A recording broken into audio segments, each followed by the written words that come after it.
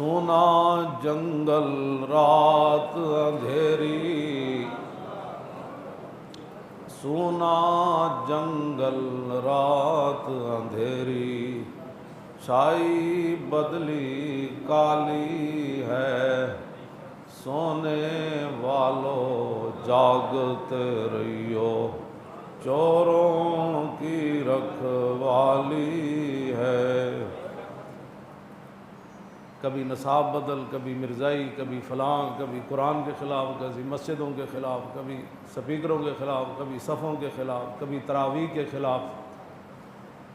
آنکھ سے کاجل صاف چرا لے، آنکھ سے کاجل صاف چرا لے، یہاں وہ چور بلا کے ہے۔ چاہے نون لیگ ہوئے، چاہے وہ پیپل پارٹی ہوئے، چاہے وہ عمران دی جماعت ہوئے، چاہے اور مذہبی لے دے آڑے ہون سارے۔ آنکھ سے کاجل، کچھ لوگ کچھ دو والے، آنکھ سے کاجل صاف چرا لیں، یہاں وہ چور بلا کے ہیں۔ تیری گٹھڑی تاکی ہے اور تو نے نیند نکالی ہے۔ او نہیں جی سارے ٹھیک ہیں ماشاء اللہ مولانا صاحب، بس ٹھیک اتنا ہی ہوتا ہے، میں نماز پڑھ لینا، ہر سال عمرے تے چلا جانا، بس۔ تیری گٹھڑی تاکی ہے اور تو نے نیند نکالی ہے، سونا پاس ہے، اسلام، کلمہ، ایمان، اللہ رسول دی محبت، صحابہ وال بیت اور پاکان امت سے اپنا تعلق۔ سونا پاس ہے، سونا بن ہے، سونا زہر ہے اٹھ پیارے۔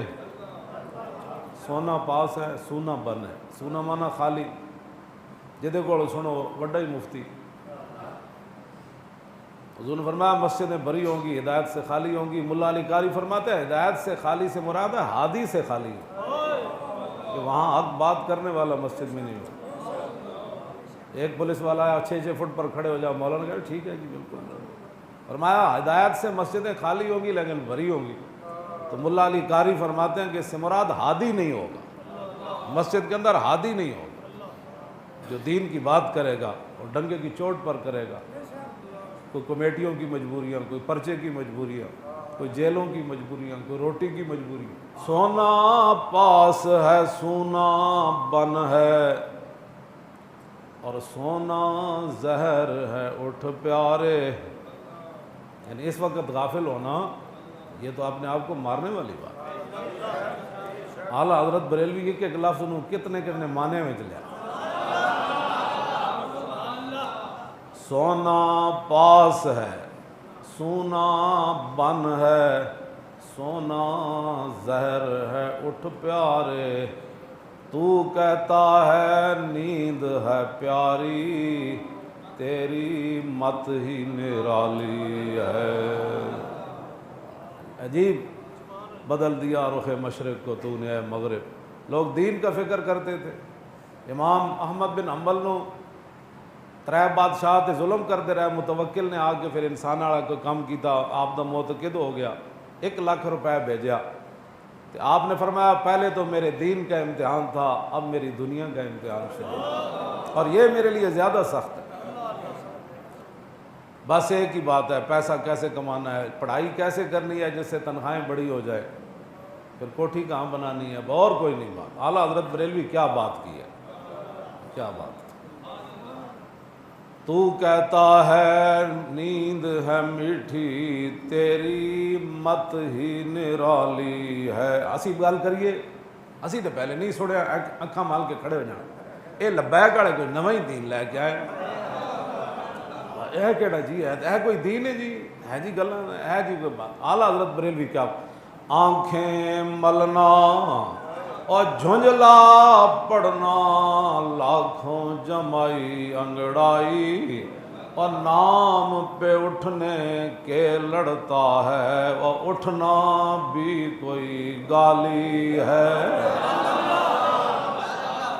اٹھو رسول اللہ کے دین کے لیے اٹھو، اٹھو برما کے مسلمانوں کے لیے اٹھو، اٹھو بیت المقدس واپس لینا ہے اٹھو۔ ہم کہتے ہیں اٹھو رسول اللہ کے دین کی حفاظت کے لیے اٹھو، قرآن کی حفاظت کے لیے اٹھو۔ آج مسجدوں کی صفیں گوارا نہیں ہیں تو قرآن ان کو کیسے گوارا ہو سکتا ہے؟ یہ تو وقت کی تلاش میں ہے۔ ہاں قرآن ان کو کیسے گوارا ہو سکتا ہے؟ اسلام تو شروع ہی لا سے ہوتا ہے۔ ہاں منفی بات نہیں کرنی، اسلام تو شروع ہی منفی سے ہوتا ہے۔ لا الہ الا اللہ۔ تو اس واسطے اعلیٰ حضرت بریلوی کیا بات کی، آنکھیں ملنا اور جھنجلا پڑنا، لاکھوں جمائی انگڑائی۔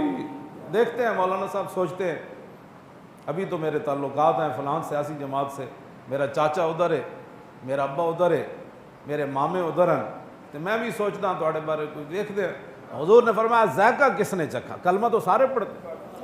حضور نے کیا فرمایا؟ فرمایا من رضی باللہ ربا وبالاسلام دینا وبمحمد رسولا ذاق طعم الایمان۔ میں نہیں کہتا، تیرے منہ سے جو بات نکلی، حضور نے فرمایا جو اللہ کے رب ہونے پر راضی رہا اور اسلام کے دین ہونے پر راضی رہا، اور فرمایا جو میرے نبی ہونے، حضور نے فرمایا جو میرے نبی ہونے پر راضی رہا، فرمایا ایمان کا ذائقہ تو اس نے چکھا۔